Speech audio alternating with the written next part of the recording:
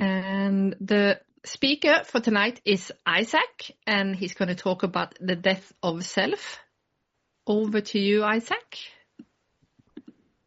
Thanks, Anna, for your service. Thank you, everybody else who makes the meeting possible today. My name's Izaak. I'm a recovered drug addict. Really good to be here. It's funny. I'll start off just by saying massive welcome, anybody new to Cocaine Anonymous, anyone back with us, anyone struggling. It's really good to have you here, and I'm glad you're with us today. Please stay. Please stay. What I was going to say is I always find it quite funny for myself with a meeting that I picked a topic on, because usually, like Rosanna asked for a topic and something came to mind, I got inspired to for the death of self, and then kind of forget about it until a bit closer to the date, and then remember, and then it's like, oh, apparently I'm speaking on the death of self today. So we'll see what comes out, but I find that's usually the best way forward. It seems to get me out of the way as much as possible, which is good, and does tie into the topic a little bit for today. So yeah, I guess first and foremost, I'm a drug addict, and this illness almost killed me, and I almost didn't make it into Cocaine Anonymous, because what we deal with is life or death. And the reason I say that, I was having a conversation with a young guy the other day, and it was one of those really difficult conversations where, he's absolutely one of us, and he's struggling with powerlessness at a desperate level. However, the death of self hasn't yet occurred for him. And so we were talking back and forth a little bit, and he shared how during his last relapse he almost died of a heart attack. And but then the next thing he said was, I figured it out now, Izaak. I know I can't use again because I'll have a heart attack and I'll die. And I had to ask him, well, what does your experience show you in that area about consequences and them being a sufficient reason to stay stopped? And he kind of, he said the right things, but I could tell it hadn't quite registered. And so I shared some experience for myself as well. And, I'm someone who like him, has almost, died as the result of my using. I've had to receive urgent medical attention as the result of putting too much or too many substances in my body, or detoxing off substances without professional help, and my body shutting down. And as scary as that was, and as much damage as it's done to my brain and my body, I still have like a spinal problem due to a seizure that twisted my spinal cord, and that was coming up 5-6 years ago, and I still feel it to this day. Those consequences aren't sufficient by themselves for me to stay stopped. They're just not. They can sober me up for a little bit. They can maybe help. Sorry, I just got a text. They can maybe help, with this understanding that I'm suffering from something that I might not be able to control by myself, but by themselves, for me, that they do very little, especially in the, when you look at things kind of longer term. And so I shared it with this person, and this is coming to my point around the death of self, and this person's experience around it. Then he started latching onto other reasons, of why maybe he's not quite there yet. And one of them was, having an issue with Cocaine Anonymous because death is talked about a lot. And I had to point out, but you just told me 5 minutes ago that you almost died. So we talk about death because it's a very real, if not inevitable, possibility for most, if not all of us. And if it's not death, it's going to be jails or institutions, right? That's what the book tells us. That's been my experience. For me, it was death. That's where I was running towards very quickly, and without, I did have to get to a place internally where I couldn't do this thing by myself anymore. And through that desperation came a willingness to ask for help, and through that willingness to ask for help, the loving, helping arms of Cocaine Anonymous wrapped themselves around me and continued to hold on to me tight up until this day.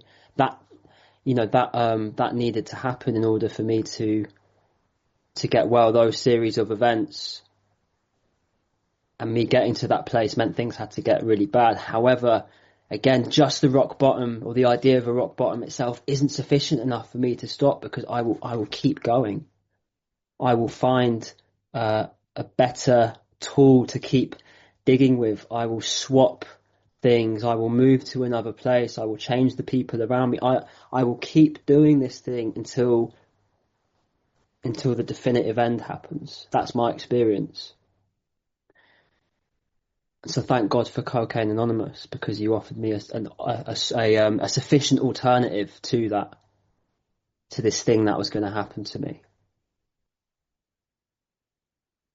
So although I very much get the idea of a rock bottom, and I had to get, to a place of desperation, at the same time, I needed you guys to help me, or else I wasn't going to get well, and this thing was going to continue going. And those last weeks and days leading up to being 12-stepped and coming into Cocaine Anonymous and beginning this new life, I remember this feeling of death. I remember feeling like, oh, this is almost over. I'm not going to make it.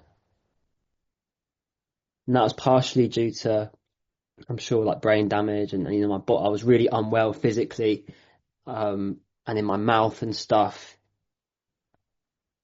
But I really felt like I wasn't going to make it. And interestingly, looking back, I was right, but not in the way that I was thinking, because it wasn't the physical death that I had to go through, but it was this spiritual one, right? The death of self. And initially what that looked like was this: I can't do this by myself anymore. The jumping off point: I can't carry on, but I can't stop either. I sincerely, not from a thinking place now, not as a way to manipulate, but from deep down, I need help. And you guys just say, of course. That's what we're here to do. And I share this all the time, but I can't help but share it all the time. One, because it's my experience, and two, because for me it just encapsulates what it is that we do here in our 12-step work, which is a group of people swooped me out of my apartment and brought me to a room of Cocaine Anonymous. And over the coming weeks, it was just that experience again and again, but with different people each time. And it was like those initial members identified someone who wasn't going to make it and who needed immediate treatment and immediate action. And so that's what I was presented with. That's what God presented me with. People who were actively working step 12, not just in carrying the message of solution to me, but in practicing spiritual principles in other areas of their lives. And that was the thing that caught my attention, alongside beautiful messages and powerful meetings and going out for coffee and getting a service position and all of that great stuff. But it was the fact that I could see this wasn't just a thing that people were saying.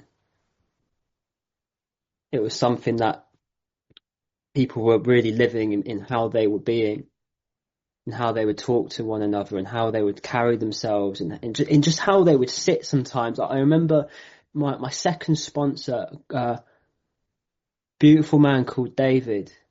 He passed away in March 2024. I remember before even he became my sponsor, about 13 months into my sobriety, I just remember this way he would sit in my home group. I don't know, it just caught my attention. There was just this real stillness about the way he was sat for this hour-long meeting, whereas I'm there as a newcomer, like wriggling around and like itchy everywhere and like shaking a little bit and smelling like, stale cigarettes and too many coffees. And there was just someone who was, and he was about 10 years clean at this point. And that still is something that really captures me today. People like David, who just have this stillness about them and this kindness that seems to emanate in all that we do. I appreciate we're flawed human beings and we're not on some kind of perfect spiritual line 24/7, but this kind of consistency, I guess, is what I'm trying to say. And as I was then guided into this program and through this 12-step process, the change started to occur to me. And I've just got my book open, and on page 14 of Bill's story, at the top of the page, these essential requirements, simple but not easy, a price has to be paid. It meant the destruction of self, the destruction of self-centeredness. It was made very clear to me from day one that recovery itself, the 12 steps, it's free monetarily. We have a really important seventh tradition where we voluntarily contribute to keep the lights on, but you could stay here, 15, 20, 30 years if you want to and not spend a single penny or a dime in that sense. But in order for me to get well, the destruction of self-centeredness needs to take place, because as is then shown to me in step 3, that's the root of my problem deep down. The main symptoms of that problem for me are that I do drugs and drink alcohol and all of the behaviour and consequences that come with that, and the powerlessness around an allergy to mind altering substances and the mental obsession like I have. That is very much my experience, but beneath that, I look back with the benefit of hindsight today, and it's always been the root of my problem. I remember my mother, who, she would never purposefully say something unkind to me to hurt my feelings or anything, but she used to say to me a lot as a kid, "Izaak, why are you acting so selfish?" And it used to confuse me, not because I didn't understand what the word selfish meant, but I didn't understand what the alternative to that kind of thinking would be. It's like, well, what else would I worry about? What else would I think about? I couldn't wrap my head around it. And so then being presented with this truth that is the root of my problem, this spiritual malady, this discontentment, this inability to successfully be, is the thing ultimately that needs to get treated in order for me to recover from my drink and drug addiction. And it makes perfect sense to someone like me. In fact, it explains a lot of odd experiences that I went through as an adolescent and as an early adult, such as trying to quit substances, going through horrendous home detoxes, and then feeling worse with everything out of my system. Or suddenly that being replaced with other odd behaviours and odd obsessions.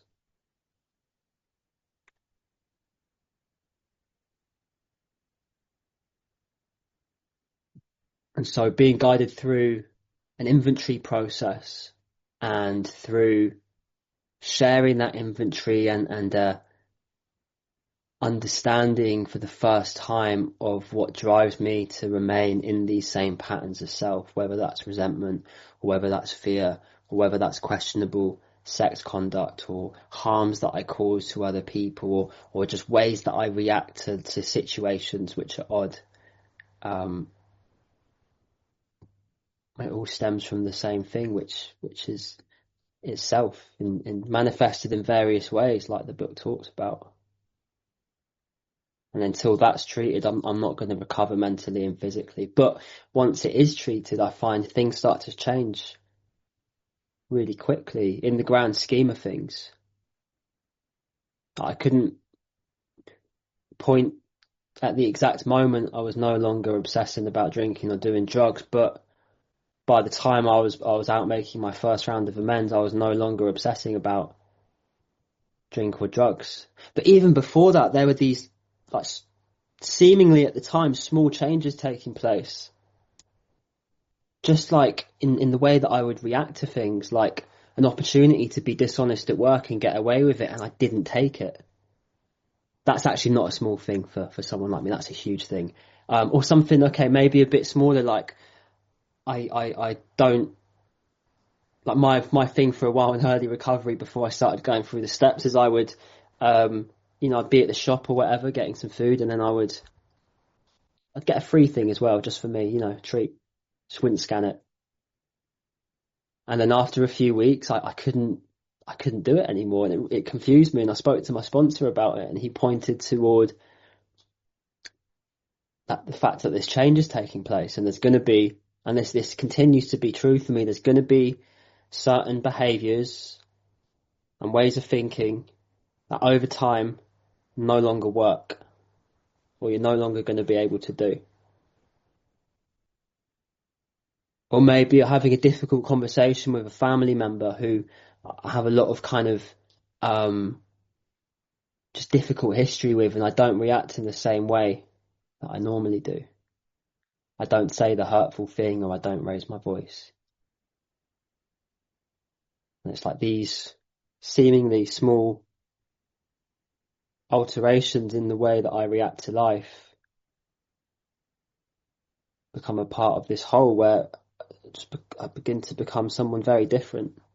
In the best way possible, though. Like, I remember this fear I had when I came in here that I would go through this process. I remember specifically looking at step 3 written on the wall when I was like brand new, still detoxing new, and this real deep fear that I would make this decision and have this spiritual awakening, even though I didn't know what the word meant at the time. And I would turn into this unrecognizable thing that I would hate. But it would be too late then. That was a real fear for me. And actually what happened, again, funnily, like it was true in a way, but also not, I have completely changed. But in the sense of all the crap that blocks me off from a relationship with a higher power begins to be swept away, and I finally not only feel in touch with spirit and with God for, the first genuine time in my life, but I also feel really genuine. I feel like Izaak today, and I'm not uncomfortable with it. I was just listening to some inventory of someone that I'm working with before the meeting today, and that was one of the patterns that we were seeing in this inventory is this, and I completely identified it. It was in my inventory as well, this discomfort around being, whether that's being alone or worrying about what other people think, or thinking other people are thinking things about you or about me.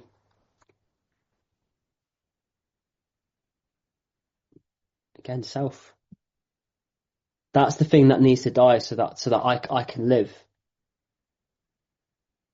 And I find nothing so much helps this, help facilitate that destruction as step 9 amends. Because I'm the type of person who never admits responsibility, who only says sorry if you say it first, who tries to run away from situations, avoid, don't pay the debts back, and just hope for the best. And so having to continually, and it is continually for me, because I slip up sometimes and cause harm and need to make it right, but also there's this annoying thing in recovery where your memory starts working again. And so when my memory starts working, I start remembering things that weren't on my step 8 list, but are harms that I've caused. And it's annoying because I make good progress in my step 8 list, and then after like a couple of weeks of remembering things, I've suddenly got a big fat addition to it that I need to go and make right. And the whole time I've got, the root of my problem shouting, no, you don't need to do that. They're not going to remember. Oh, it was so long ago. What's the point anyway? But again, thank God for the 12 steps, for Cocaine Anonymous, for good sponsorship, who just redirect me into what I need to do. And through a lot of pause and a lot of prayer, I'm given the courage to try and make those things right. And there's something really beautiful about walking into an amends with the thinking doing that on repeat and walking out of that amends, no matter what the outcome was. God, I'm so glad I did that. And every time, again, it doesn't matter how, it could go well, it could go badly, but it never goes in the way that I expect in the best way possible. And one of my favourite things at the moment, a few weeks ago, I was there were a couple of guys I was working with who were on step 9, and it was the same conversations that I was having with my sponsor, but the other way around, where they're like, oh, but this particular one, it was just like they're just going to be confused at the fact I'm reaching out to them. That one was so long ago, they're not going to remember. And so it's like, okay, well, just, pause, pray around it, pray for the willingness, reach out, do what you can for an approach. And then 2 weeks later, getting calls saying, oh my God, it was such a beautiful experience. This happened and it showed me this and that. And it's such a good reminder for me that self doesn't have my best interests at heart. Sometimes my thinking doesn't.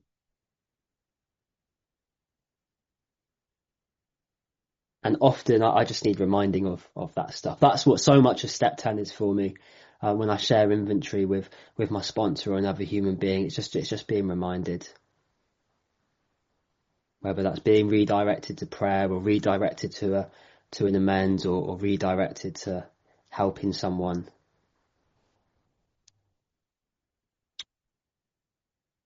Because something about the ego, although we're able to go through this process of crushing it, is it can rebuild really quickly in different ways. Like one way that I had in about 9 months is it's like thinking I knew stuff, because I'm in the book a bit and speaking to lots of different people, and start memorizing a couple of pages and start thinking I know things. And there's nothing wrong with that. My book is the current one I've got to hand is front to back. It's got the highlighting and the annotations and all of that good stuff. I'm in the book a bit, so I can remember some parts off the top of my head. However, that's not indicative of any kind of evidence on how much quality my recovery is. It's really useful information, but by itself doesn't mean much.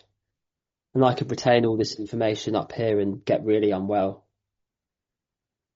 and pick up. But when I was about 9 months, started knowing things, and it just got to a point where it became like a little bit uncomfortable, because I'd be sat in a meeting, but I'd be there with my arms crossed, picking apart, the person who was asked to share their experience, strength and hope with everyone for 20 minutes. And they're like analysing and, oh no, that wasn't right, and this and that. And then one evening, a friend of mine invited me to this young person's meeting, and so we go together. And while we're there, root of my problem, self, it hooks me, because we're there and there's no steps or big book, and all of these young addicts are talking about how they want to kill themselves and how they're really depressed and want to use, and they don't want to go through the steps, and they don't want sponsorship and blah blah blah. And I saw this guy in the back who was detoxing, and this was the message he was hearing, and he was there, like convulsing, and I got really in my stuff about it and really resentful. And so the whole walk back, I'm there like ranting to my friend who, took time out of his day to take me to this meeting because he thought it would help me. And I'm there just complaining to him. And then I was asked to share at some meeting a couple of days later, and the last 5 minutes, I don't know what happened, started going off on one a little bit. Very, very like self-righteous stuff about this meeting. And had a beautiful experience after. This old timer took me aside. And she's been in recovery. She came in when she was about the age I came in recovery. I came in at 25. And she sat me down and she said, Izaak, first off, I know the meeting you're talking about. I get inventory about it from my sponsees all the time. However, this isn't the solution. If you really feel like there's something, missing or something could be gained from a bit more information on something, your job isn't to complain about it or to judge it. It's to go back. Be helpful. Be an example. Be a demonstration. And it was such a turning point in my journey so far. One, because in that moment, self was crushed. All of this kind of burden I'd put on myself just fell away. And also I felt quite humbled that this person, sat me down to basically tell me to be quiet and to just be helpful.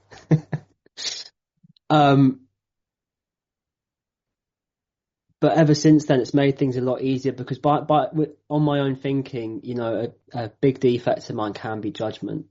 And that's no reflection on anybody else. That's a reflection on me and my own insecurities.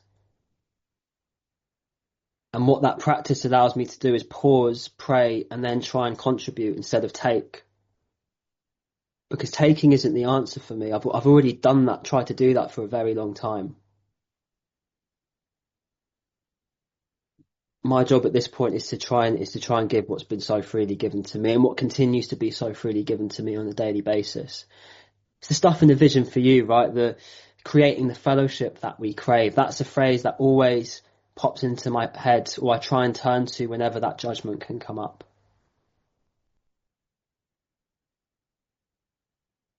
And it really helps me turn away from self, the root of my problem. And yeah, I can't think of anything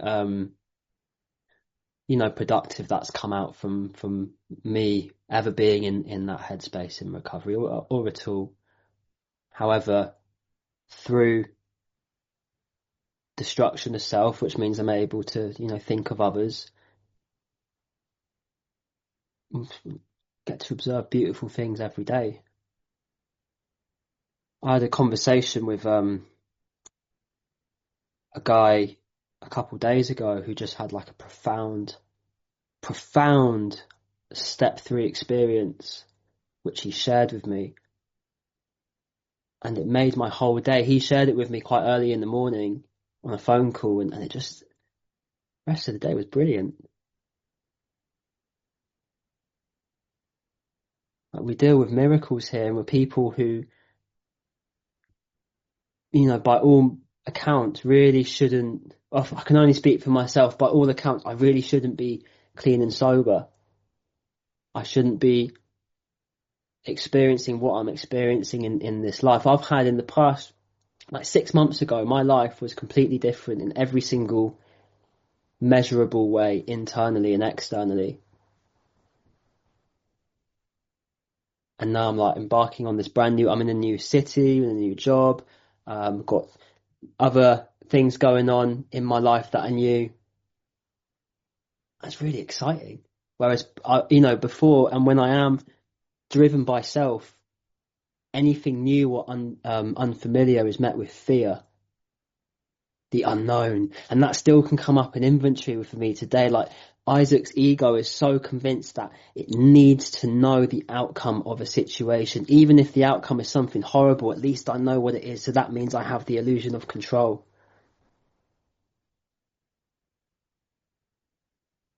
But actually, the unknown's like quite exciting. I have no idea what's going to happen next, which is cool. It means I haven't experienced it yet. This daily reprieve that we have, contingent on, what we do with these tools that we've been given. As much as I'm very much on board with and love the one day at a time thing. What I really like is, and it's basically the same thing, just worded a bit more fancily. On page, I think 86, where it says, every day is a day where we must carry the vision of God's will into all our activities. Every day is an opportunity to try and contribute. Every day is an opportunity to try and live.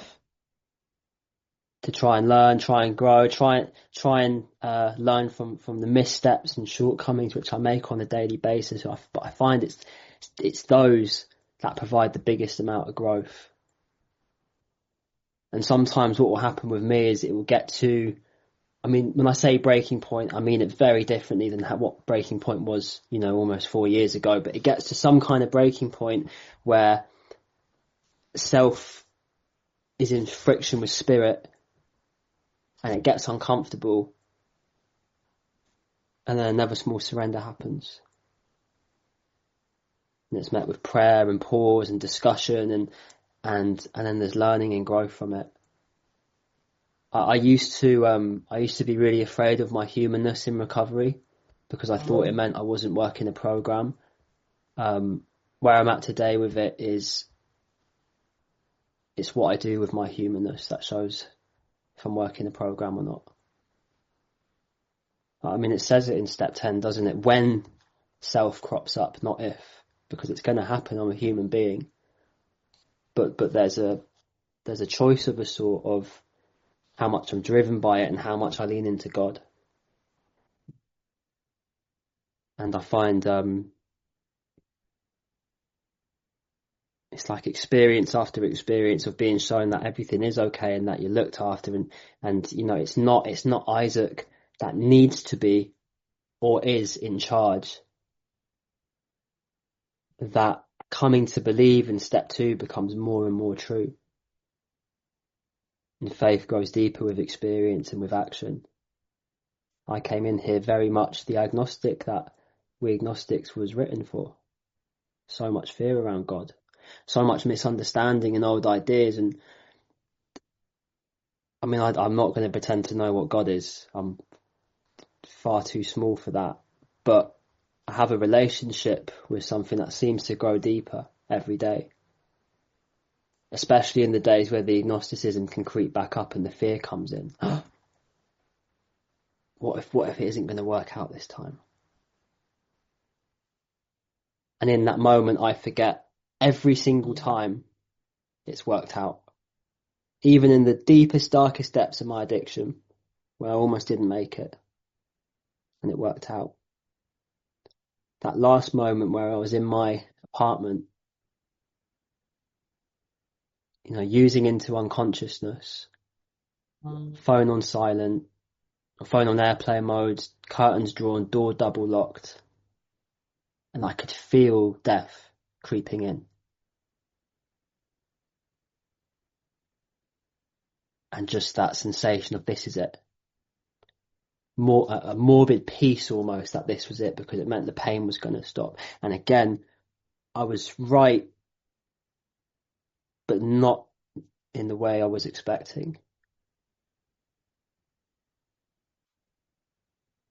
The self has to die so that the I, and by the I mean the spirit within, God, higher power, whatever you want to call it, may live. And just got quite emotional there. I can't.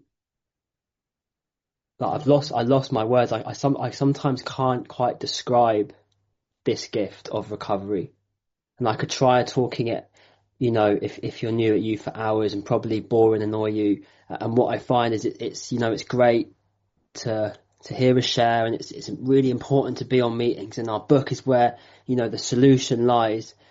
However, it's the action that facilitates this change and puts us in a state where we can tap into that which is already here. And so if you haven't yet, or you have, and some things have happened and you're back with us, I really, putting that on silent, sorry. I really hope that this would be the main takeaway for you today, is the action. The beautiful thing about this program is it doesn't matter when I come in, what I think or how I feel about the work. There's a part in page 25 that talks about, almost none of us like this stuff when we come in, the self-searching, the leveling of our pride, the confession of shortcomings, but that's okay. I just need to do it. and then the experience will happen, not the other way around. And thank God my recovery wasn't dependent on what I think or what I felt, because I wouldn't have made it. I've run out of words, so I'll leave it there. But thank you again for having me, and I really look forward to listening to you guys. Cheers. Thank you so much, Izaak.